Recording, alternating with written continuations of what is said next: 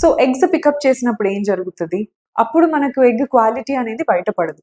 Once we take out the eggs, అప్పుడు మనం microscope కింద చెక్ చేసినప్పుడు ఈ పికప్ లో వాడే మైక్రోస్కోప్ చాలా 100 times మ్యాగ్నిఫైడ్ ఉంటది అనమాట. దీంట్లో మనం మంచిగా క్లియర్ గా ఎగ్ లో ఎన్ని రకాల అబ్నార్మాలిటీస్ ఉన్నాయి, ఏ గ్రేడ్ ఉందా, బి గ్రేడ్ ఉందా, సైటోప్లాజం ఎలా ఉంది, దాని న్యూక్లియస్ ఎలా, అన్ని చూస్తాం అనమాట. సో ఇలా ఎగ్ ని చెక్ చేసినప్పుడు క్వాలిటీ అర్థమవుతుంది. So when you get a poor quality egg, అప్పుడు ఎంబ్రియో రాకపోవచ్చు. ఆల్సో స్పర్మ్ లో కూడా న్యూక్లియస్ మంచి జెనెటిక్ మెటీరియల్ బాగుండాలి. స్పర్మ్ స్విమ్ చేసి ఆ సైటోప్లాజం లో ఆ న్యూక్లియస్ ని ఇవ్వాలి. ఆ రియాక్షన్ కరెక్ట్ గా జరగకపోయినా, డిఎన్ఏ డ్యామేజ్ చాలా హైగా ఉన్నా, అంటే హై డిఎఫ్ఐ అంటారు అనమాట, డిఎన్ఏ ఫ్రాగ్మెంటేషన్, ఇది హైగా ఉన్న వాళ్ళల్లో.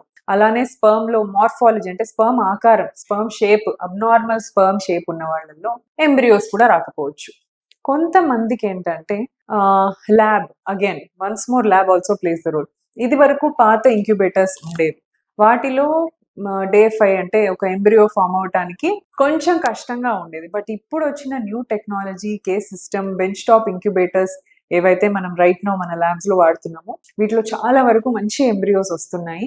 అండ్ సో ఆ ఇంక్యుబేటర్స్ కూడా సరిగ్గా లేనప్పుడు దాంట్లో CO2%, oxygen percentage, humidity percentage, temperature అన్నీ కూడా మన యూట్రస్ గర్భాశయంలో ఎట్లా ఉంటుందో అంతే టెంపరేచర్ని మనం ల్యాబ్లో తీసుకురావాలి. యాజ్ ఇట్ ఈస్ మనం కాపీ చేయాలి. దీంట్లో కొంచెం వేరియేషన్ ఉన్నా కూడా ఎంబ్రియో ఫార్మేషన్ కాకపోవచ్చు.